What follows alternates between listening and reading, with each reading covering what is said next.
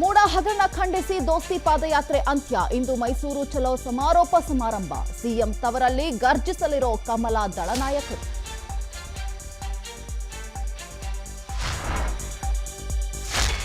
Yadgir PSI ಸಾವಿನ ಕೇಸ್ಗೆ big twist. ಶಾಸಕರ ಕಚೇರಿ ಮೇಲೆ ದಾಳಿ ಮಾಡಿದ ಸಿಐಡಿ. ಎಂಎಲ್ಎ ಚೆನ್ನಾರೆಡ್ಡಿ ಪಾಟೀಲ ಪುತ್ರನ ಬಗ್ಗೆ ಮಾಹಿತಿ ಕಲೆಗೆ ಮುಂದಾದ ಅಧಿಕಾರಿಗಳು.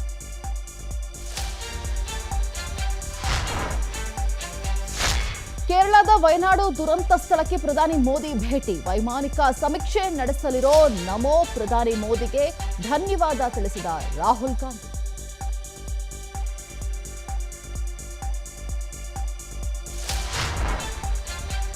ಒಲಿಂಪಿಕ್ಸ್ನಲ್ಲಿ ಭಾರತಕ್ಕೆ ಮತ್ತೊಂದು ಪದಕ.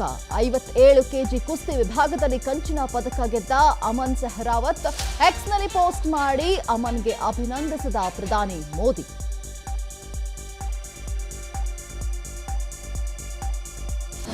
ಅನುಕ್ಷಣದ ಸುದ್ದಿಗಳಿಗಾಗಿ ವಿಸ್ತಾರ ನ್ಯೂಸ್ ಯೂಟ್ಯೂಬ್ ಚಾನೆಲ್ ಸಬ್ಸ್ಕ್ರೈಬ್ ಮಾಡಿ.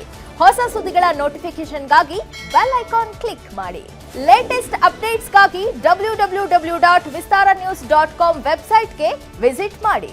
ಅಂಗೈಯಲ್ಲೇ ಜಗತ್ತಿನ ಸುದ್ದಿ ತಿಳಿಯಲು ವಿಸ್ತಾರ ನ್ಯೂಸ್ ಕನ್ನಡ ಆಪ್ ಡೌನ್ಲೋಡ್ ಮಾಡಿ.